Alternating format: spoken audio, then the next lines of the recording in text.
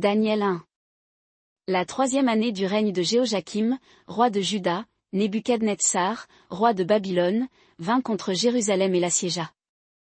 Et le Seigneur livra entre ses mains Jéhojakim, roi de Juda, et une partie des vases de la maison de Dieu, et Nebuchadnezzar les transporta au pays de Shinéar, dans la maison de son Dieu, et il mit les vases dans la maison du trésor de son Dieu. Et le roi ordonna à Ashpenaz, chef de ses eunuques, d'amener d'entre les enfants d'Israël, de la race royale et des principaux seigneurs, quelques jeunes gens en qui il n'y eut aucun défaut corporel, de belle apparence, instruits en toute sagesse, ayant de la science et pleins d'intelligence, et qui fussent capables de se tenir au palais du roi, et de leur enseigner les lettres et la langue des Chaldéens. Et le roi leur assigna, pour chaque jour, une portion des mets de sa table et du vin dont ils buvaient, afin de les élever ainsi pendant 3 ans, au bout desquels ils se tiendraient devant le roi. Il y avait parmi eux, d'entre les enfants de Juda, Daniel, Anania, Mishaël et Azaria. Et le chef des eunuques leur donna d'autres noms, il donna à Daniel le nom de Beltchatsar, à Anania celui de Shadrach, à Mishaël celui de Méshach, et à Azaria celui d'Abed-Négo. Or Daniel résolut dans son cœur de ne pas se souiller par les mets du roi, ni par le vin qu'il buvait, et il pria le chef des eunuques de ne pas l'obliger à se souiller. Et Dieu fit trouver à Daniel grâce et faveur auprès du chef des eunuques. Et le chef des eunuques dit à Daniel, je crains le roi mon maître, qui a ordonné votre manger et votre boire. Pourquoi verrait-il vos visages plus défaits que ceux des jeunes gens de votre âge, et mettriez-vous ma tête en danger auprès du roi? Mais Daniel dit au maître d'hôtel, qui avait été établi par le chef des eunuques sur Daniel, Anania, Mishaël et Azaria. Éprouve, je te prie, tes serviteurs pendant 10 jours, et qu'on nous donne des légumes à manger et de l'eau à boire. Après cela, tu regarderas notre visage et le visage des jeunes gens qui mangent les mets du roi, puis tu feras avec tes serviteurs selon ce que tu auras vu. Alors il leur accorda cela, et les éprouva pendant 10 jours. Et au bout de 10 jours, on leur vit meilleur visage et plus d'embonpoint qu'à tous les jeunes gens qui mangeaient les mets du roi. C'est pourquoi le maître d'hôtel enlevait les mets qui leur étaient destinés et le vin qu'ils devaient boire, et il leur donnait des légumes. Or Dieu donna à ces 4 jeunes gens de la science, et de l'intelligence dans toutes les lettres, et de la sagesse, et Daniel comprenait toutes sortes de visions et de songes. Et au bout des jours fixés par le roi pour qu'on les lui amenât, le chef des eunuques les amena devant Nebuchadnezzar. Le roi s'entretint avec eux, et parmi eux tous, il ne s'en trouva point de tels que Daniel, Anania, Mishaël et Azaria, et ils entrèrent au service du roi. Et dans toute question qui demandait de la sagesse et de l'intelligence, et sur laquelle le roi les interrogeait, il les trouvait 10 fois supérieurs à tous les magiciens et astrologues qui étaient dans tout son royaume. Ainsi fut Daniel jusqu'à la 1re année du roi Cyrus. Daniel 2. Or, la 2e année du règne de Nebuchadnezzar eut des songes, et son esprit fut troublé, et son sommeil interrompu. Et le roi ordonna d'appeler les magiciens, les astrologues, les enchanteurs et les Chaldéens, pour lui expliquer ses songes. Et ils vinrent et se présentèrent devant le roi. Alors le roi leur dit, j'ai eu un songe, et mon esprit s'est agité pour connaître ce songe. Et les Chaldéens dirent au roi en langue araméenne, ô roi, vis éternellement. Dis le songe à tes serviteurs, et nous en donnerons l'interprétation. Le roi répondit, et dit aux Chaldéens, la chose m'a échappé. Si vous ne me faites connaître le songe et son interprétation, vous serez mis en pièces, et vos maisons réduites en un tas d'immondices. Mais si vous me dites le songe et son interprétation, vous recevrez de moi des dons, des présents et de grands honneurs. Dites-moi donc le songe et son interprétation. Ils répondirent pour la 2e fois et dirent, que le roi dise le songe à ses serviteurs, et nous en donnerons l'interprétation. Le roi répondit et dit, je comprends maintenant que vous cherchez à gagner du temps, parce que vous voyez que la chose m'a échappé. Mais si vous ne me faites pas connaître le songe, la même sentence vous frappera tous, car vous vous êtes préparés à me dire quelques paroles fausses et mensongères, en attendant que le temps soit changé. Dites-moi donc le songe, et je saurai si vous pouvez m'en donner l'interprétation. Les Chaldéens répondirent au roi et dirent, il n'y a aucun homme sur la terre qui puisse faire ce que demande le roi, aussi jamais roi, quelque grand et puissant qu'il fût, n'a demandé pareille chose à aucun magicien, astrologue ou Chaldéen. Car ce que le roi demande est difficile, et il n'y a personne qui puisse le faire connaître au roi, excepté les dieux, dont l'habitation n'est point parmi les mortels. Sur cela, le roi s'irrita et se mit dans une grande colère, et il commanda de faire périr tous les sages de Babylone. La sentence fut donc publiée, on mettait à mort tous les sages, et l'on cherchait Daniel et ses compagnons pour les faire mourir. Alors Daniel parla avec prudence et sagesse à Arioc, chef des gardes du roi, qui sortait pour mettre à mort les sages de Babylone. Prenant la parole, il dit à Arioc, le grand officier du roi, « Pourquoi cette sentence si sévère de la part du roi ?» Alors Arioc fit connaître l'affaire à Daniel. Et Daniel entra et pria le roi de lui accorder du temps pour donner l'interprétation au roi. Puis Daniel alla dans sa maison et informa de cette affaire Anania, Michaël et Azaria, ses compagnons, pour implorer la miséricorde du Dieu des cieux touchant ce secret, afin qu'on ne fît point périr Daniel et ses compagnons, avec le reste des sages de Babylone. Alors le secret fut révélé à Daniel, dans une vision, pendant la nuit. Et Daniel bénit le Dieu des cieux. Daniel prit la parole et dit, « Béni soit le nom de Dieu, d'éternité en éternité, car c'est à lui qu'appartiennent la sagesse et la force. Et c'est lui qui change les temps et les moments, qui dépose les rois et qui les établit, qui donne la sagesse aux sages, et la science à ceux qui ont de l'intelligence. C'est lui qui révèle les choses profondes et cachées. Il connaît ce qui est dans les ténèbres, et la lumière demeure avec lui. Ô Dieu de mes pères! Je te célèbre et je te loue de ce que tu m'as donné sagesse et force, et de ce que tu m'as fait connaître maintenant ce que nous t'avons demandé, car tu nous as révélé l'affaire du roi. » C'est pourquoi Daniel alla vers Arioc, à qui le roi avait ordonné de faire périr tous les sages de Babylone, il alla et lui parla ainsi, « Ne fais pas périr tous les sages de Babylone. Introduis-moi auprès du roi, et je donnerai au roi l'interprétation. » Alors Arioc introduisit promptement Daniel auprès du roi, et lui parla ainsi, « J'ai trouvé parmi les captifs de Juda un homme qui donnera au roi l'interprétation. » Le roi prit la parole et dit à Daniel, qu'on appelait Beltchatsar, « Es-tu capable de me faire connaître le songe que j'ai eu et son interprétation ?» Daniel répondit en présence du roi et dit, « Le secret que le roi demande, ni les sages, ni les astrologues, ni les magiciens, ni les devins ne sont capables de le découvrir au roi. Mais il y a un Dieu dans les cieux qui révèle les secrets, et il a fait connaître au roi Nebuchadnezzar ce qui doit arriver dans la suite des jours. Voici ton songe et les visions de ta tête sur ta couche. Ô roi! Il t'est monté des pensées sur ta couche, touchant ce qui arrivera dans la suite. Et celui qui révèle les secrets t'a fait connaître ce qui arrivera.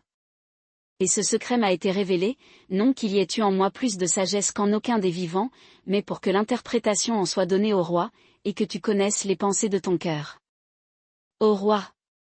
Tu regardais, et tu voyais une grande statue, cette statue était immense et d'une splendeur extraordinaire, elle était debout devant toi, et son aspect était terrible.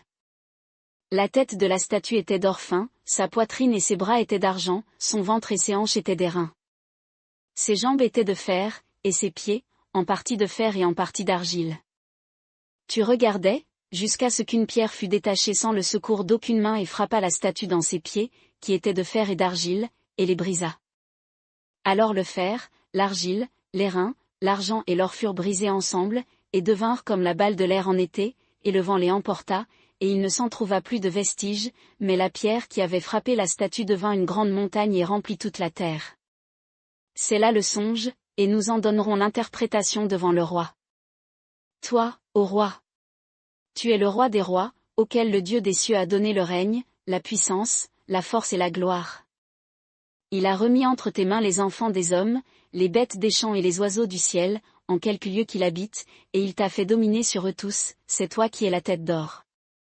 Et après toi il s'élèvera un autre royaume, moindre que toi, puis un troisième royaume, qui sera d'airain et qui dominera sur toute la terre. Il y aura un quatrième royaume, fort comme du fer, de même que le fer brise et rompt tout, ainsi, pareil au fer qui brise et met tout en pièces, il brisera et mettra tout en pièces. Et comme tu as vu les pieds et les doigts en partie d'argile et en partie de fer, ce sera un royaume divisé, mais il y aura en lui de la force du fer, parce que tu as vu le fer mêlé avec l'argile. Et comme les doigts des pieds étaient en partie de fer et en partie d'argile, ce royaume sera en partie fort et en partie fragile. Quant à ce que tu as vu le fer mêlé à l'argile, c'est qu'ils se mêleront par des alliances humaines, mais ils ne seront pas unis l'un à l'autre, de même que le fer ne s'allie point avec l'argile. Et dans le temps de ces rois, le Dieu des cieux suscitera un royaume qui ne sera jamais détruit, et ce royaume ne passera point à un autre peuple, il brisera et anéantira tous ces royaumes-là, et lui-même subsistera éternellement. Comme tu as vu que de la montagne une pierre s'est détachée sans le secours d'aucune main, et qu'elle a brisé le fer, l'airain, l'argent et l'or. Le grand Dieu a fait connaître au roi ce qui arrivera ci-après. Le songe est véritable, et l'interprétation en est certaine. Alors le roi Nebuchadnezzar tomba sur sa face et se prosterna devant Daniel, et il ordonna qu'on lui présentât des offrandes et des parfums. Le roi parla à Daniel et dit, « Certainement votre Dieu est le Dieu des dieux et le Seigneur des rois, et il révèle les secrets, puisque tu as pu découvrir ce secret. » Alors le roi éleva Daniel en dignité, et lui fit de riches présents, et il l'établit gouverneur sur toute la province de Babylone et chef suprême de tous les sages de Babylone. Et Daniel pria le roi de préposer Shadrach, Meshach et Abednego à l'administration de la province. Mais Daniel était à la porte du roi. Daniel 3. Le roi Nebuchadnezzar fit une statue d'or, haute de 60 coudées et large de 6 coudées. Il la dressa dans la plaine de Dura, dans la province de Babylone. Et le roi Nebuchadnezzar fit assembler les satrapes, les préfets, les gouverneurs, les grands juges, les trésoriers, les légistes, les juges et toutes les autorités des provinces, afin qu'ils vinssent à la dédicace de la statue que le roi Nebuchadnezzar avait élevée. Alors les satrapes, les préfets, les gouverneurs, les grands juges, les trésoriers, les légistes, les juges et toutes les autorités des provinces s'assemblèrent pour la dédicace de la statue que le roi Nebuchadnezzar avait élevée, et ils se tinrent debout devant la statue qu'avait élevée Nebuchadnezzar. Et le héros cria à haute voix, « On vous fait savoir, peuple, nation et langue, qu'au moment où vous entendrez le son de la trompette, de la flûte, de la cithare, de la sambuc, du psalterion, de la cornemuse et de toutes sortes d'instruments, vous aurez à vous prosterner et à adorer la statue d'or que le roi Nebuchadnezzar a élevée. Et quiconque ne se prosternera pas et n'adorera pas, sera au même instant jeté dans la fournaise de feu ardent.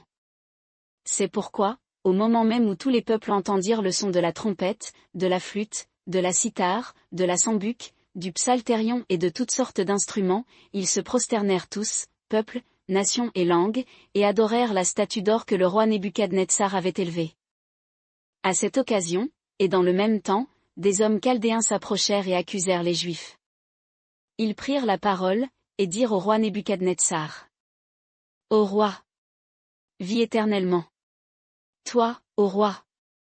Tu as fait un édit, portant que tout homme qui entendrait le son de la trompette, de la flûte, de la cithare, de la sambuc, du psalterion, de la cornemuse et de toutes sortes d'instruments, devait se prosterner et adorer la statue d'or. Et que quiconque ne se prosternerait pas et n'adorerait pas serait jeté dans la fournaise de feu ardent. Or il y a des Juifs que tu as préposés à l'administration de la province de Babylone, Shadrach, Meshach et Abednego, ces hommes-là, ô roi, n'ont aucun égard pour toi, ils ne servent pas tes dieux, et ils n'adorent pas la statue d'or que tu as élevée. Alors le roi Nebuchadnezzar, saisi de colère et de fureur, commanda qu'on amenât Shadrach, Meshach et Abednego. Et ces hommes furent amenés devant le roi.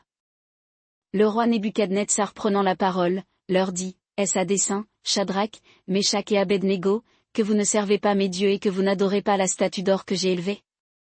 Maintenant donc, voyez si vous êtes prêts, au moment où vous entendrez le son de la trompette, de la flûte, de la cithare, de la sambuc, du psalterion, de la cornemuse et de toutes sortes d'instruments, à vous prosterner et à adorer la statue que j'ai faite, mais si vous ne vous prosternez pas, au même instant vous serez jetés dans la fournaise de feu ardent. Et quel est ce Dieu qui vous délivrera de ma main? » Shadrach, Meshach et Abednego répondirent et dirent au roi Nebuchadnezzar, « Il n'est pas besoin que nous te répondions le dessus. Voici, notre Dieu, que nous servons, peut nous délivrer de la fournaise ardente, et il nous délivrera de ta main, ô roi. Sinon, sache, ô roi, que nous ne servirons pas tes dieux, et que nous n'adorerons pas la statue d'or que tu as élevée. » Alors Nebuchadnezzar fut rempli de fureur, et l'air de son visage fut changé, à cause de Shadrach, Meshach et Abednego, et il prit la parole et ordonna de chauffer la fournaise 7 fois plus qu'on avait coutume de la chauffer. Et il commanda à quelques-uns des plus vigoureux soldats de son armée de lier Shadrach, Meshach et Abednego, et de les jeter dans la fournaise de feu ardent. Alors ces hommes furent liés avec leurs tuniques, leurs robes, leurs manteaux et leurs autres vêtements, et jetés au milieu de la fournaise de feu ardent. Et comme l'ordre du roi était sévère, et que la fournaise était extraordinairement chauffée, la flamme tua les hommes qui y avaient jeté Shadrach, Meshach et Abed-Négo. Et ces 3 hommes-là, Shadrach, Meshach et Abed-Négo, tombèrent liés au milieu de la fournaise de feu ardent. Alors le roi Nebuchadnezzar fut tout stupéfait, et il se leva précipitamment. Il prit la parole et dit à ses conseillers, « N'avons-nous pas jeté au milieu du feu 3 hommes liés ?» Ils répondirent et dirent au roi, « Certainement, ô roi. » Il reprit et dit, « Voici, je vois 4 hommes sans lien, qui marchent au milieu du feu, sans éprouver de mal, et l'aspect du 4e est semblable au Fils de Dieu. » Alors Nebuchadnezzar s'approcha de l'entrée de la fournaise de feu ardent. Il prit la parole et dit, « Shadrach, Meshach et Abed-Négo, serviteurs du Dieu souverain, sortez et venez. » Alors Shadrach, Meshach et Abed-Négo sortirent du milieu du feu. Puis les satrapes, les préfets, les gouverneurs et les conseillers du roi s'assemblèrent, ils virent que le feu n'avait eu aucun pouvoir sur le corps de ces hommes, de sorte qu'aucun cheveu de leur tête n'était brûlé, que leur tunique n'avait point changé, et que l'odeur du feu n'avait point passé sur eux. Nebuchadnezzar prit la parole et dit, « Béni soit le Dieu de Shadrach, de Meshach et d'Abed-Négo, lequel a envoyé son ange et délivré ses serviteurs qui se sont confiés en lui, et qui ont violé l'édit du roi, et ont livré leur corps, afin de ne servir et de n'adorer aucun autre Dieu que leur Dieu. De ma part ordre est donc donné que tout homme, de quelque peuple, nation ou langue qu'il soit, qui parlera mal du Dieu de Shadrach, de Meshach et d'Abed-Négo, soit mis en pièces, et que sa maison soit réduite en voirie, parce qu'il n'y a aucun Dieu qui puisse délivrer comme lui. » Alors le roi fit prospérer Shadrach, Meshach et Abed-Négo dans la province de Babylone. Daniel 4. Nebuchadnezzar, roi, à tous les peuples, aux nations et langues qui habitent sur toute la terre. Que votre paix soit multipliée. Il m'a semblé bon de faire connaître les signes et les prodiges que le Dieu souverain a fait en ma faveur. Que ces signes sont grands. Et ces prodiges pleins de force. Son règne est un règne éternel, et sa domination dure de génération en génération. Moi, Nebuchadnezzar, j'étais tranquille dans ma maison, et florissant dans mon palais. J'eus un songe qui m'épouvanta, et mes pensées sur ma couche et les visions de ma tête me troublèrent. Et de ma part ordre fut donné de faire venir devant moi tous les sages de Babylone, afin qu'ils me donnassent l'interprétation du songe. Alors vinrent les magiciens, les astrologues, les chaldéens et les devins, et je leur dis le songe, mais ils ne m'en firent pas connaître l'interprétation. Et à la fin, Daniel, qui est nommé Beltchatsar, selon le nom de mon Dieu, et en qui est l'esprit des dieux saints, se présenta devant moi, et je lui dis le songe. Beltchatsar, chef des magiciens, comme je sais que l'esprit des dieux saints est en toi, et que nul secret ne t'est difficile, dis-moi les visions que j'ai eues en songe et donne-moi l'interprétation. Voici quelles étaient les visions de ma tête, sur ma couche, je regardais, et voici il y avait un arbre au milieu de la terre, et sa hauteur était grande. Cet arbre était devenu grand et fort, et sa cime touchait aux cieux, et on le voyait de tous les bouts de la terre. Son feuillage était beau et son fruit abondant, il y avait sur lui de la nourriture pour tous, les bêtes des champs se mettaient à l'ombre sous lui, et les oiseaux du ciel se tenaient dans ses branches, et de lui se nourrissaient toute chair. Je regardais, dans les visions de ma tête, sur ma couche, et voici un des saints qui veille descendit du ciel. Il cria à haute voix, et parla ainsi, coupez l'arbre, et les brancher, abattez son feuillage, et dispersez son fruit, que les bêtes fuient de dessous, et les oiseaux du milieu de ses branches. Toutefois laissez en terre le tronc de ses racines, et liez-le avec une chaîne de fer et d'airain, parmi l'herbe des champs. Qu'il soit trempé de la rosée du ciel, et qu'avec les animaux il ait sa portion de l'herbe de la terre. Que son cœur d'homme soit changé, et qu'un cœur de bête lui soit donné, et que cette temps passe sur lui. La sentence est rendue par le décret des vigilants, et la décision est l'ordre des saints, afin que les vivants sachent que le souverain domine sur le règne des hommes, et qu'il le donne à qui il veut, et qu'il y élève le plus abject des hommes. Tel est le songe que j'ai eu, moi, le roi Nebuchadnezzar. Toi donc, Beltchatsar, donne en l'interprétation, puisqu'aucun des sages de mon royaume ne peut me la donner, mais pour toi, tu le peux, car l'esprit des dieux saints est en toi. Alors Daniel, qui est nommé Beltchatsar, demeura un instant stupéfait, et ses pensées le troublaient. Le roi prit la parole et dit, Beltchatsar, que le songe et l'interprétation ne te troublent pas. Beltchatsar répondit, et dit, Mon Seigneur. Que le songe soit pour ceux qui te haïssent, et sa signification pour tes adversaires. L'arbre que tu as vu, et qui était devenu grand et fort, dont la cime touchait aux cieux, et qu'on voyait de toute la terre. Cet arbre dont le feuillage était beau et le fruit abondant, qui avait de la nourriture pour tous, sous lequel les bêtes des champs demeuraient, et dans les branches duquel se tenaient les oiseaux du ciel. C'est toi, ô roi, qui est devenu grand et puissant, dont la grandeur s'est accrue et s'est élevée jusqu'aux cieux, et dont la domination s'étend jusqu'aux extrémités de la terre. En voici l'interprétation, ô roi. Et c'est la sentence du souverain qui va atteindre le roi, mon Seigneur. On te chassera du milieu des hommes, et ton habitation sera avec les bêtes des champs. Tu seras nourri d'herbes comme les bœufs, et tu seras trempé de la rosée du ciel, et 7 temps passeront sur toi, jusqu'à ce que tu reconnaisses que le souverain domine sur le règne des hommes et qu'il le donne à qui il lui plaît. Et s'il a été dit de laisser le tronc des racines de l'arbre, cela signifie que ton règne te sera restitué dès que tu auras reconnu que les cieux dominent.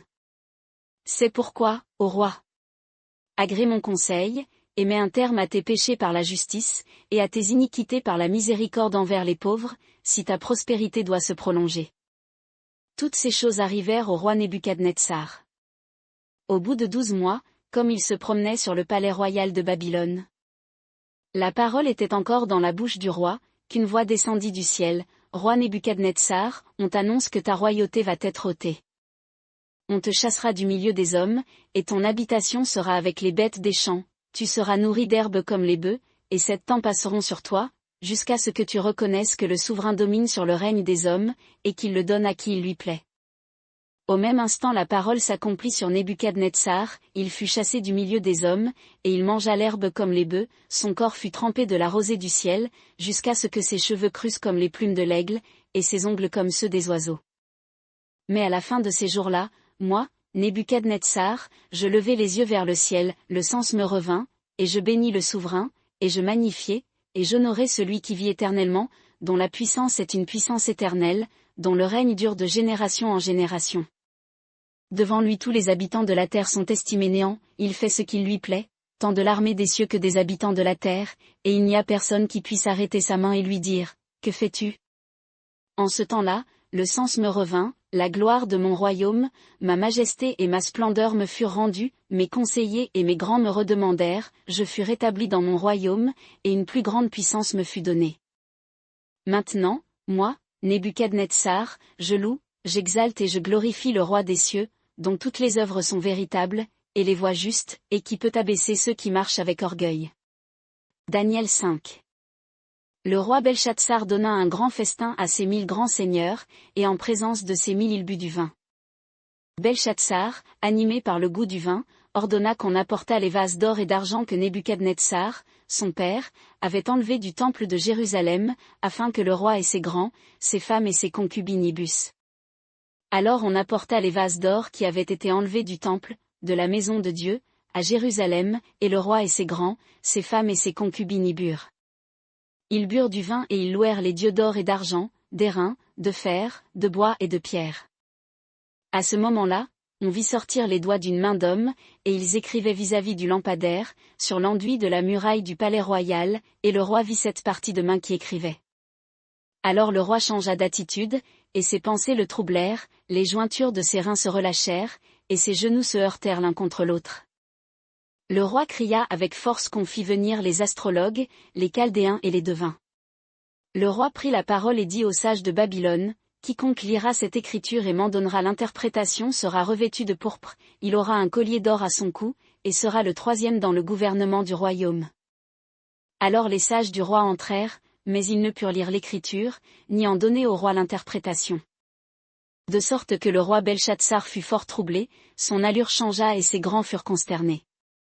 La reine entra dans la salle du festin, à cause des paroles du roi et de ses grands. La reine prit la parole et dit, « Roi, vis éternellement. Que tes pensées ne te troublent point, et que ton allure ne soit pas altérée. Il y a un homme dans ton royaume en qui est l'esprit des dieux saints, et du temps de ton père, on trouva en lui une lumière, une intelligence et une sagesse semblables à la sagesse des dieux, et le roi Nebuchadnezzar ton père, ô roi, l'établit chef des magiciens, des astrologues, des chaldéens et des devins. Parce qu'on trouva en lui, Daniel, que le roi avait nommé Beltchatsar, un esprit extraordinaire, et de la connaissance, et de l'intelligence pour interpréter les songes, expliquer les énigmes et résoudre les questions difficiles. Que Daniel soit donc appelé, et il donnera l'interprétation. Alors Daniel fut introduit devant le roi. Le roi prit la parole et dit à Daniel, « Es-tu ce Daniel, l'un des captifs de Juda, que le roi, mon père, a amené de Juda? J'ai entendu dire de toi que l'Esprit des dieux est en toi, et qu'on a trouvé en toi une lumière, une intelligence et une sagesse extraordinaires. Et maintenant les sages, les astrologues ont été amenés devant moi, afin de lire cette écriture et de m'en donner l'interprétation, mais ils ne peuvent donner l'interprétation de la chose. Or j'ai entendu dire que tu peux donner des explications et résoudre les questions difficiles.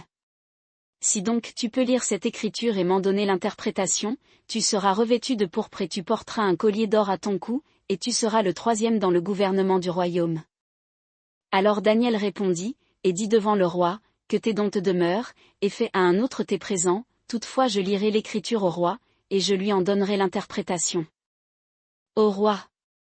Le Dieu souverain avait donné à Nebuchadnezzar, ton père, la royauté et la grandeur, la gloire et la magnificence. Et à cause de la grandeur qu'il lui avait donnée, tous les peuples, nations et langues tremblaient devant lui et le redoutaient. Il faisait mourir ceux qu'il voulait, et il laissait la vie à ceux à qui il voulait. Il élevait ceux qu'il voulait, et abaissait ceux qu'il voulait. Mais son cœur s'étant élevé et son esprit s'étant affermi dans l'orgueil, il fut précipité de son trône royal et dépouillé de sa gloire. Il fut chassé du milieu des enfants des hommes, son cœur fut rendu semblable à celui des bêtes, et son habitation fut avec les ânes sauvages, il fut nourri d'herbes comme les bœufs, et son corps fut trempé de la rosée du ciel, jusqu'à ce qu'il reconnût que le Dieu souverain domine sur le règne des hommes, et qu'il y établit qui il lui plaît. Et toi aussi, Belchatsar, son fils, tu n'as point humilié ton cœur, quoique tu susses toutes ces choses. Mais tu t'es élevé contre le Seigneur des cieux, et on a apporté les vases de sa maison devant toi, et vous y avez bu du vin, toi et tes grands, tes femmes et tes concubines, et tu as loué les dieux d'argent, d'or, d'airain, de fer, de bois et de pierre, qui ne voient, ni n'entendent, ni ne connaissent, et tu n'as pas glorifié le Dieu qui a dans sa main ton souffle et toutes tes voix. C'est alors qu'a été envoyée de sa part cette partie de main, et que cette écriture a été tracée. Voici l'écriture qui a été tracée, menez, menez, Tekel, Upharsin, comptez, comptez, pesez et divisez. Et voici l'interprétation de ces paroles, menez, Dieu a compté ton règne, et y a mis fin. Tekel, tu as été pesé dans la balance, et tu as été trouvé léger. Père, ton royaume a été divisé, et donné aux Mèdes et aux Perses. Alors, sur l'ordre de Belchatsar, on revêtit Daniel de pourpre, on lui mit au cou un collier d'or, et on publia qu'il serait le troisième dans le gouvernement du royaume. Dans cette même nuit Belchatsar, roi des Chaldéens, fut tué. Et Darius, le Mède, prit possession du royaume, étant âgé de 62 ans. Daniel 6. Il plut à Darius d'établir sur le royaume 120 satrapes, qui devaient être répartis dans tout le royaume. Et au-dessus de 3 ministres, au nombre desquels était Daniel, afin que ces satrapes leur rendissent compte, et que le roi ne souffrit aucun dommage. Or Daniel surpassait les ministres et les satrapes, parce qu'il y avait en lui un esprit extraordinaire, et le roi pensait à l'établir sur tout le royaume. Et les ministres et les satrapes cherchaient une occasion d'accuser Daniel, au sujet des affaires du royaume, mais ils ne purent trouver aucune occasion, ni aucun vice, car il était fidèle, et il ne se trouvait en lui ni faute ni vice. Ces hommes dirent donc, nous ne trouverons point d'occasion contre ce Daniel, à moins que nous n'en trouvions contre lui dans la loi de son Dieu. Alors ces ministres et ces satrapes se rendirent en tumulte auprès du roi, et lui parlèrent ainsi, Roi Darius, vis éternellement. Tous les chefs du royaume, les préfets, les satrapes, les conseillers et les gouverneurs sont d'avis d'établir une ordonnance royale et une défense expresse, portant que quiconque adressera une requête à quelque dieu ou à quelque homme pendant 30 jours, excepté à toi, ô roi, sera jeté dans la fosse aux lions. Maintenant, ô roi, confirme la défense, et mets-la par écrit, afin qu'il n'y soit rien changé, selon la loi des Mèdes et des Perses, qui est irrévocable. C'est pourquoi le roi Darius écrivit le décret et la défense. Et quand Daniel eut appris que le décret était écrit, il entra dans sa maison, et, les fenêtres de sa chambre étant ouvertes du côté de Jérusalem, il se mettait 3 fois le jour à genoux, et il priait et il louait son Dieu comme auparavant. Alors ces hommes accoururent en tumulte, et trouvèrent Daniel priant et faisant des supplications à son Dieu.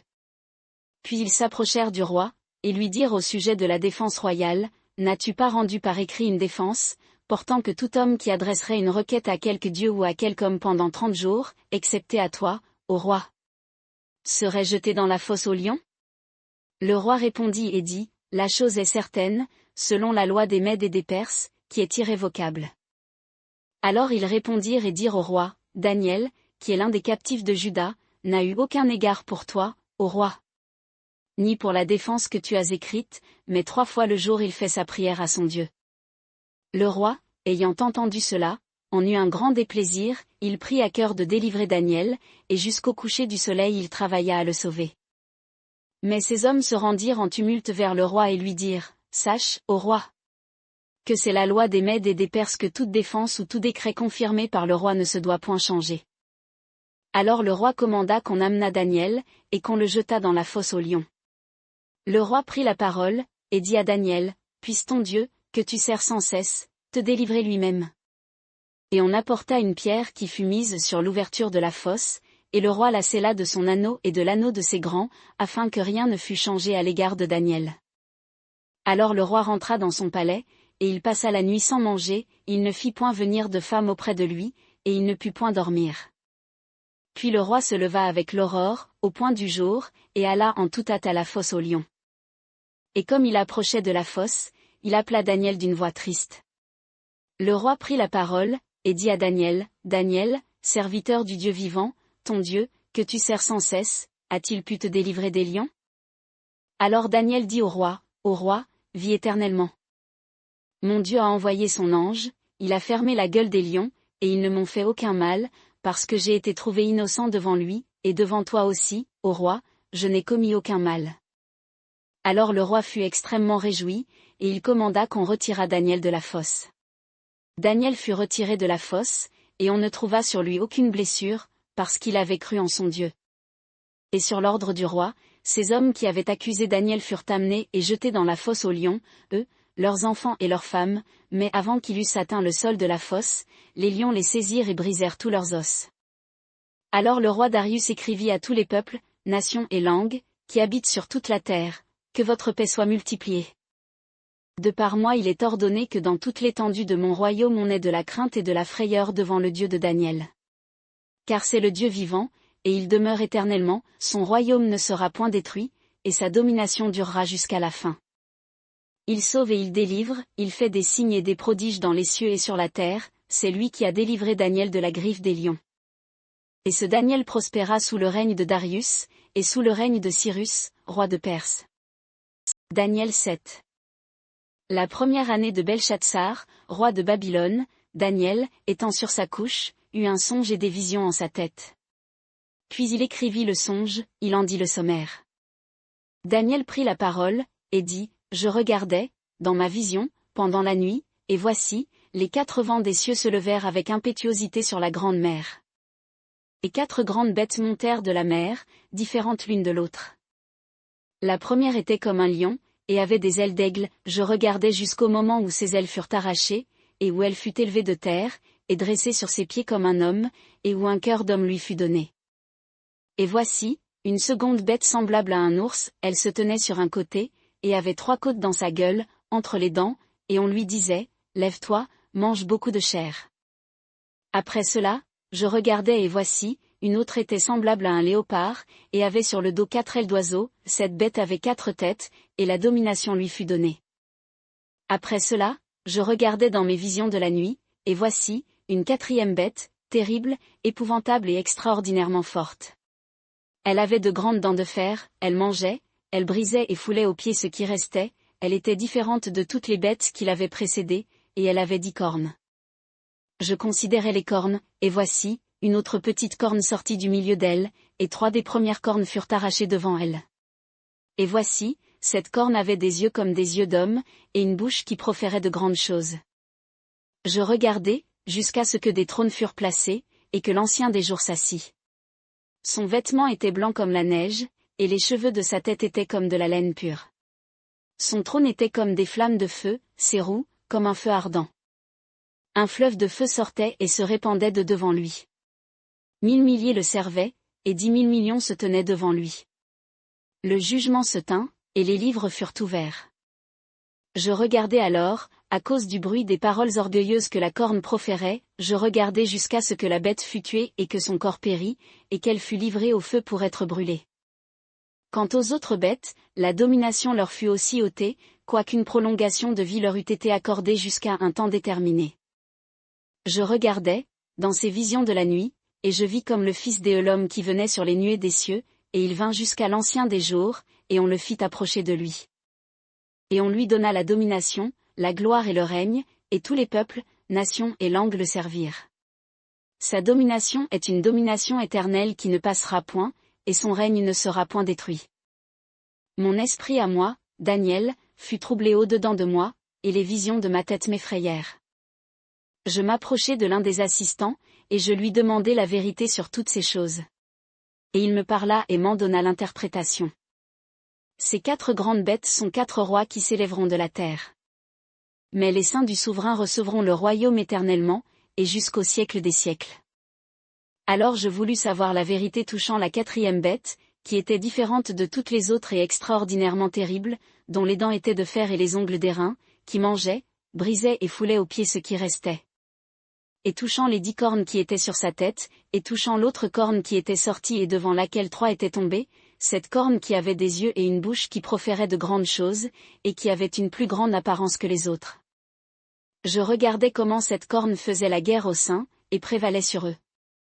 Jusqu'à ce que l'Ancien des jours vînt, et que le jugement fut donné aux saints du souverain, et que le temps arriva où les saints entrèrent en possession du royaume.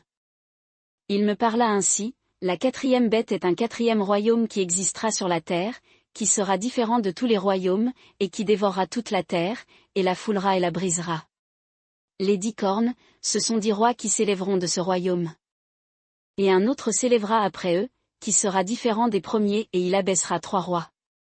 Il prononcera des paroles contre le souverain, il opprimera les saints du souverain, et pensera à changer les temps et la loi, et les saints seront livrés en sa main pendant un temps, des temps et la moitié d'un temps. Puis viendra le jugement, et on lui ôtera sa domination, pour la détruire et la faire périr jusqu'à la fin. Et le règne, et la domination et la grandeur des royaumes qui sont sous tous les cieux, seront donnés au peuple des saints du souverain. Son royaume est un royaume éternel, et toutes les dominations le serviront et lui obéiront. C'est ici la fin de cette parole. Quant à moi, Daniel, mes pensées me troublèrent fort, je changeai d'attitude, et je conservai ces paroles dans mon cœur. Daniel 8. La 3e année du règne du roi Belchatsar, moi, Daniel, j'eus une vision, outre celle que j'avais eue auparavant. J'eus une vision, et il arriva, comme je regardais, que j'étais à Suse, la capitale, dans la province d'Élam, et dans ma vision, je me trouvais près du fleuve Ulaï. Je levai les yeux, je regardai, et voici, un bélier se tenait devant le fleuve, et il avait 2 cornes, et ces 2 cornes étaient hautes, mais l'une était plus haute que l'autre, et la plus haute s'éleva la dernière. Et je vis le bélier qui frappait de ses cornes vers l'Occident, vers le nord et vers le midi, et aucune bête ne pouvait subsister devant lui, et il n'y avait personne qui délivrât de sa puissance, mais il faisait tout ce qu'il voulait, et il devint grand. Et comme je regardais attentivement, voici, un bouc venait de l'Occident, parcourant toute la terre sans toucher le sol, ce bouc avait une corne considérable entre les yeux. Il vint jusqu'au bélier qui avait les 2 cornes, et que j'avais vu se tenant devant le fleuve, et il courut contre lui dans la fureur de sa force. Et je le vis atteindre le bélier, et, s'irritant contre lui, il le heurta et brisa ses 2 cornes, et le bélier n'avait pas la force de lui résister, il le jeta à terre et le foula aux pieds, et il n'y eut personne qui délivra le bélier de sa puissance. Et le bouc grandit extrêmement, mais quand il fut puissant, sa grande corne se brisa, et à sa place, il en surgit 4 considérables, vers les 4 vents des cieux. Et de l'une d'elles surgit une petite corne qui s'agrandit beaucoup vers le midi, et vers l'Orient, et vers le pays de gloire. Et elle grandit jusqu'à l'armée des cieux, et elle fit tomber à terre une partie de l'armée des étoiles, et les foula aux pieds. Elle s'éleva même jusqu'au chef de l'armée, lui enleva le sacrifice continuel et abattit la demeure de son sanctuaire.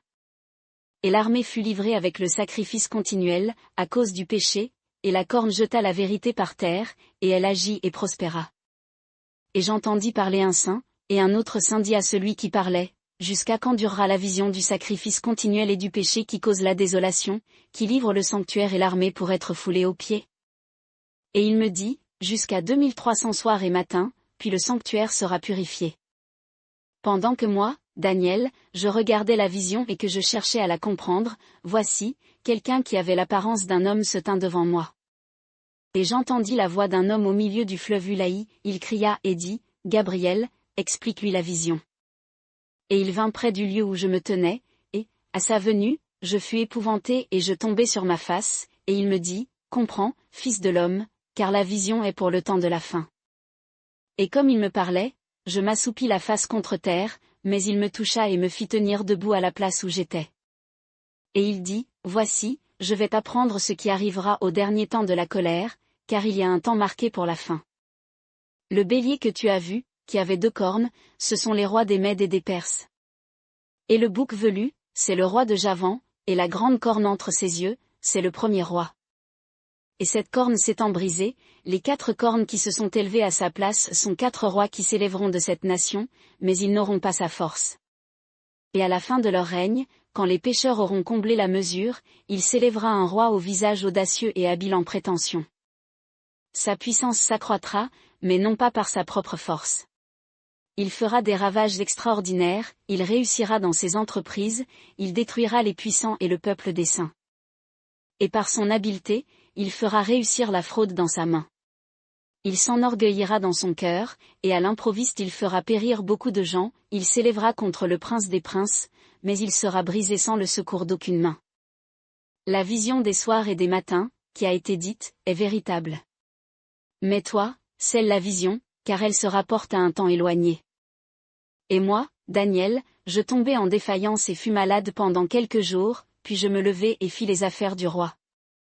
J'étais étonné de la vision, mais personne ne l'a compris. Daniel 9. La première année de Darius, fils d'Assuéru, de la race des Mèdes, qui avait été établi sur le royaume des Chaldéens. La première année de son règne, moi, Daniel, je compris par les livres, que le nombre des années dont l'Éternel avait parlé au prophète Jérémie, pour finir les désolations de Jérusalem, était de 70 ans. Je tournai ma face vers le Seigneur Dieu, pour lui présenter des requêtes et des supplications, avec jeûne, et en prenant le sac et la cendre. Et je priai l'Éternel mon Dieu, je lui fis ma confession, et je dis, Ah! Seigneur, Dieu grand et redoutable, qui garde l'alliance et la miséricorde à ceux qui t'aiment et qui observent tes commandements. Nous avons péché, nous avons commis l'iniquité, nous avons agi méchamment, nous avons été rebelles et nous nous sommes détournés de tes commandements et de tes ordonnances. Et nous n'avons pas écouté tes serviteurs les prophètes, qui ont parlé en ton nom à nos rois, à nos chefs, à nos pères et à tout le peuple du pays. À toi, Seigneur, est la justice et à nous la confusion de face, comme elle est aujourd'hui aux hommes de Juda, aux habitants de Jérusalem et à tout Israël, à ceux qui sont près et à ceux qui sont loin, dans tous les pays où tu les as chassés, à cause des iniquités qu'ils ont commises contre toi. Seigneur, à nous la confusion de face, à nos rois, à nos chefs et à nos pères, parce que nous avons péché contre toi. Les compassions et les pardons sont au Seigneur notre Dieu, car nous nous sommes rebellés contre lui. Nous n'avons point écouté la voix de l'Éternel notre Dieu pour marcher suivant ses lois, qu'il avait mises devant nous par le moyen de ses serviteurs les prophètes. Tout Israël a transgressé ta loi et s'est détourné pour ne point écouter ta voix. Et la malédiction et les serments, qui sont écrits dans la loi de Moïse, serviteur de Dieu, ont fondu sur nous, parce que nous avons péché contre lui.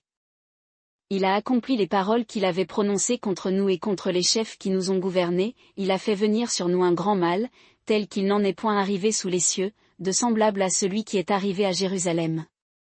Selon ce qui est écrit dans la loi de Moïse, tout ce mal est venu sur nous, et nous n'avons pas supplié l'Éternel notre Dieu, pour nous détourner de nos iniquités et nous rendre attentifs à ta vérité. Et l'Éternel a veillé sur le mal, et l'a fait venir sur nous, car l'Éternel notre Dieu est juste dans toutes les œuvres qu'il a faites, mais nous n'avons point écouté sa voix. Et maintenant, Seigneur notre Dieu, qui a tiré ton peuple du pays d'Égypte par ta main puissante, et qui t'ait acquis un nom tel qu'il est aujourd'hui, nous avons péché, nous avons agi méchamment. Seigneur, que selon toutes tes justices, ta colère et ton indignation se détournent de ta ville de Jérusalem, de ta montagne sainte, car, à cause de nos péchés et à cause des iniquités de nos pères, Jérusalem et ton peuple sont en opprobre à tous ceux qui nous entourent. Et maintenant écoute, ô notre Dieu, la requête de ton serviteur et ses supplications, et pour l'amour du Seigneur, fais luire ta face sur ton sanctuaire désolé. Mon Dieu, prête l'oreille, et écoute, ouvre les yeux et regarde nos désolations, et la ville sur laquelle ton nom est invoqué, car ce n'est pas à cause de nos justices que nous présentons nos supplications devant ta face, mais à cause de tes grandes compassions. Seigneur, exauce. Seigneur, pardonne. Seigneur, sois attentif et agis, à cause de toi-même, ô mon Dieu. Ne tarde point, car ton nom est invoqué sur ta ville et sur ton peuple. Et je parlais encore, je priais, je confessais mon péché et le péché de mon peuple d'Israël, et je présentais ma supplication à l'Éternel mon Dieu, pour la sainte montagne de mon Dieu. Je parlais encore dans ma prière, quand ce puissant vigilant, Gabriel, la force de Dieu, que j'avais vu en vision auparavant, vint à moi d'un vol rapide, vers le temps de l'oblation du soir. Et il m'instruisit, me parla et me dit, maintenant je suis venu pour te rendre sage et intelligent. Daniel. Lorsque tu commençais à prier, la parole est sortie et je suis venu te l'annoncer, parce que tu es un bien-aimé, fais donc attention à la parole, et comprends la vision. 70 semaines sont déterminées sur ton peuple et sur ta ville sainte, pour mettre fin à la transgression, pour enfermer les péchés, pour expier l'iniquité, pour amener la justice éternelle, pour sceller la vision et le prophète, et pour oindre le Saint des Saints. Sache-le donc et comprends, depuis l'émission de la parole ordonnant de retourner et de rebâtir Jérusalem, jusqu'au Christ, le conducteur, il y a 7 semaines et 62 semaines, les places et les fossés seront rétablis, mais en un temps fâcheux. Et après les 62 semaines, le Christ sera retranché dans la 70e semaine, et non pour lui. Et le peuple d'un conducteur qui viendra, détruira la ville et le sanctuaire, et sa fin sera dans ce débordement, les désolations sont déterminées jusqu'au terme de la guerre. Le Christ confirmera l'alliance en son sang avec plusieurs pendant une semaine, et à la moitié de la 70e semaine, il fera cesser le sacrifice et l'offrande par le sien, et pour le comble de l'étendue de leur abomination, il causera la désolation, même jusqu'à l'anéantissement, et ceci déterminé, sera répandu sur les destitués. Daniel 10. La 3e année de Cyrus, roi de Perse, une parole fut révélée à Daniel, qu'on nommait Beltchatsar, et cette parole est véritable et annonce un grand combat. Et il comprit la parole, et il eut l'intelligence de la vision. En ce temps-là, moi Daniel, je fus dans le deuil pendant 3 semaines. Je ne mangeai point de mets délicats, il n'entra dans ma bouche ni viande, ni vin, et je ne m'honnis point jusqu'à ce que les 3 semaines fussent accomplies. Et le 24e jour du 1er mois, j'étais sur le bord du grand fleuve qui est l'Hidékel. Et je levai les yeux et je regardai, et voici, je vis un homme vêtu de lin, et dont les reins étaient ceints d'une ceinture d'or fin d'Uphase. Son corps était comme de chrysolite, son visage brillait comme un éclair, ses yeux comme des lampes allumées, ses bras et ses pieds paraissaient comme de l'airain poli, et le bruit de ses paroles était comme le bruit d'une multitude. Et moi, Daniel, je vis seul la vision, et les hommes qui étaient avec moi ne la virent point, mais une grande frayeur tomba sur eux, et ils s'enfuirent pour se cacher. Je restai seul, et je vis cette grande vision, et il ne me resta plus de force. Mon visage changea d'attitude et fut tout défait, et je ne conservai aucune force. Et j'entendis la voix de ces paroles, et quand je l'eus entendue, je tombai assoupi et la face contre terre. Et voici, une main me toucha et me fit mettre sur mes genoux et sur les paumes de mes mains. Puis il me dit, Daniel, homme bien-aimé, fais attention aux paroles que je te dis, et tiens-toi debout à la place où tu es, car je suis maintenant envoyé vers toi. Et quand il m'eut dit ces paroles, je me tins debout en tremblant. Et il me dit, ne crains point, Daniel, car dès le jour où tu as pris à cœur de comprendre et de t'humilier devant ton Dieu, tes paroles ont été exaucées, et c'est à cause de tes paroles que je suis venu. Mais le chef du royaume de Perse m'a résisté 21 jours, et voici, Michaël, la présence de Dieu, le maître des principaux ministres, est venu à mon aide, et je suis demeuré là auprès des rois de Perse. Et je viens maintenant pour te faire entendre ce qui doit arriver à ton peuple dans les derniers jours, car la vision s'étend jusqu'à ces jours-là. Pendant qu'il m'adressait ces paroles, je tenais mon visage contre terre, et je restais muet. Et voici, quelqu'un ayant la ressemblance d'un homme toucha mes lèvres. Alors j'ouvris la bouche, je parlais et je dis à celui qui se tenait devant moi, Mon Seigneur, par la vision l'angoisse m'a saisi, et je n'ai conservé aucune force. Et comment le serviteur de mon Seigneur pourrait-il parler avec mon Seigneur? Maintenant il n'y a plus en moi aucune force, et il ne me reste plus de souffle. Alors celui qui avait l'apparence d'un homme me toucha de nouveau et me fortifia. Et il me dit, Ne crains point, homme bien-aimé, que la paix soit avec toi. Prends courage, prends courage. Et, comme il me parlait, je repris courage, et je dis, Que mon Seigneur parle, car tu m'as fortifié. Et il me dit, Sais-tu pourquoi je suis venu vers toi?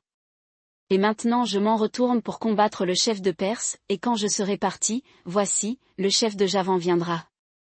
Mais je t'annoncerai ce qui est écrit dans le livre de vérité. Et il n'y a personne qui me soutienne contre cela, sinon Michaël, votre chef. Daniel 11. Et moi, dans la première année de Darius le Mède, je me tenais auprès de lui pour l'aider et le fortifier.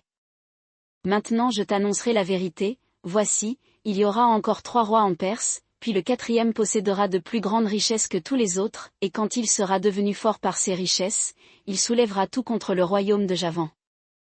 Mais il s'élèvera un roi vaillant, qui dominera avec une grande puissance, et fera ce qu'il voudra. Et dès qu'il se sera élevé, son royaume se brisera et sera divisé vers les 4 vents des cieux, mais il ne passera point à sa postérité, et n'aura pas la même puissance qu'il a exercée, car son royaume sera déchiré et donné à d'autres qu'à cela.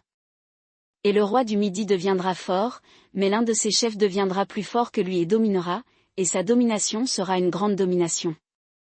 Et au bout de quelques années ils s'allieront, et la fille du roi du Midi viendra vers le roi du Nord pour rétablir l'accord.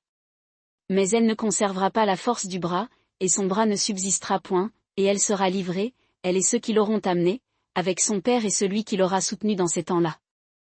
Mais un rejeton de ses racines s'élèvera pour le remplacer.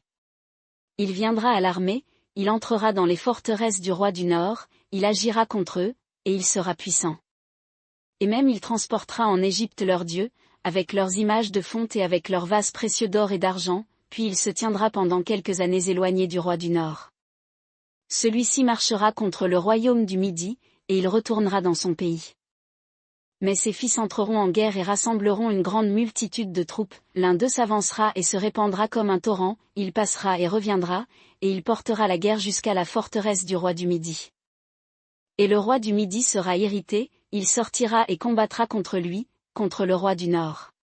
Et celui-ci mettra sur pied une grande multitude, mais la multitude sera livrée en sa main. Cette multitude s'enorgueillira, et le cœur du roi s'élèvera, il fera tomber des milliers, mais il n'en sera pas fortifié. Car le roi du Nord reviendra et rassemblera une multitude plus nombreuse, et au bout de quelque temps, de quelques années, il viendra avec une grande armée et un grand appareil. En ce temps-là, plusieurs s'élèveront contre le roi du Midi, et des hommes violents de ton peuple s'élèveront, afin d'accomplir la vision, mais ils succomberont. Et le roi du Nord viendra, il élèvera des terrasses et prendra les villes fortes, et les bras du Midi, ni son peuple d'élite ne pourront résister. Il n'y aura point de force pour résister. Et celui qui sera venu contre lui fera tout ce qu'il voudra, et il n'y aura personne qui lui résiste, et il s'arrêtera dans le pays de gloire, ayant la destruction dans sa main. Et il concevra le dessein de venir avec la force de tout son royaume, et fera un accord avec le roi du Midi, et il lui donnera sa fille pour la perdre, mais cela ne lui réussira pas et ne sera pas pour lui. Puis il tournera sa face vers les îles et en prendra plusieurs.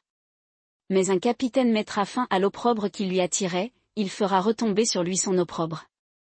Et il tournera sa face vers les forteresses de son pays, mais il chancellera, il tombera, et on ne le trouvera plus. Et un autre sera établi à sa place, qui fera passer l'exacteur dans l'ornement du royaume, et en peu de jours il sera brisé, et ce ne sera ni par la colère, ni dans la bataille. À sa place il s'élèvera un homme méprisé, auquel on ne donnera pas l'honneur de la royauté, mais il viendra feignant la paix, et il s'emparera de la royauté par des flatteries. Et les forces qui submergent seront submergées devant lui et seront brisées, aussi bien que le prince son allié. Et après l'accord fait avec lui, il usera de tromperie, et il montera, et il aura le dessus avec peu de gens.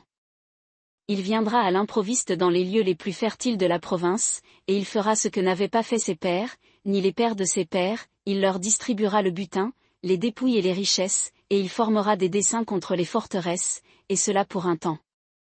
Puis il réveillera sa force et son courage contre le roi du Midi, avec une grande armée. Et le roi du Midi s'engagera dans la guerre avec une grande et très forte armée, mais il ne subsistera pas, parce qu'on formera contre lui des complots. Et ceux qui mangent les mets de sa table le briseront, son armée s'écoulera comme un torrent, et beaucoup d'hommes tomberont blessés à mort. Et les deux rois chercheront dans leur cœur à se nuire, et à la même table ils parleront avec fausseté. Mais cela ne réussira pas, car la fin ne viendra qu'au temps marqué. Il retournera dans son pays avec de grandes richesses, son cœur se déclarera contre l'Alliance sainte, et il agira contre elle, puis il retournera dans son pays. Au temps marqué, il reviendra et marchera contre le Midi, mais cette dernière fois ne sera pas comme la précédente. Des navires de Kittim viendront contre lui, et il perdra courage, il s'en retournera, et il sera irrité contre l'Alliance sainte et il agira contre elle, il retournera et s'entendra avec ceux qui abandonnent l'Alliance sainte. Et des forces se lèveront de sa part, elles profaneront le sanctuaire, la forteresse, et feront cesser le sacrifice continuel, et mettront l'abomination qui cause la désolation. Il séduira par des flatteries les prévaricateurs de l'Alliance, mais le peuple de ceux qui connaissent leur Dieu prendra courage et agira.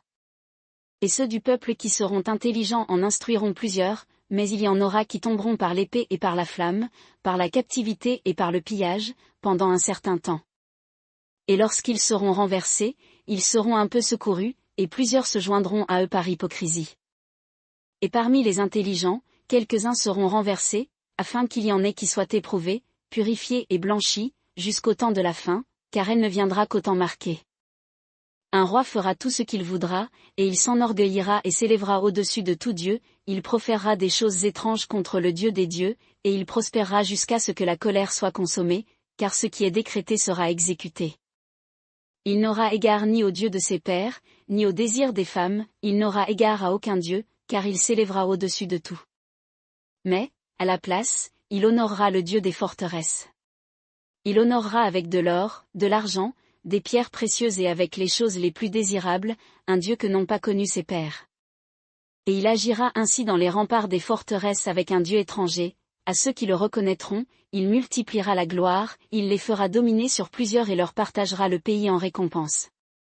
Et au temps de la fin, le roi du Midi se heurtera contre lui, et le roi du Nord fondra sur lui comme une tempête, avec des chars et des cavaliers et beaucoup de navires.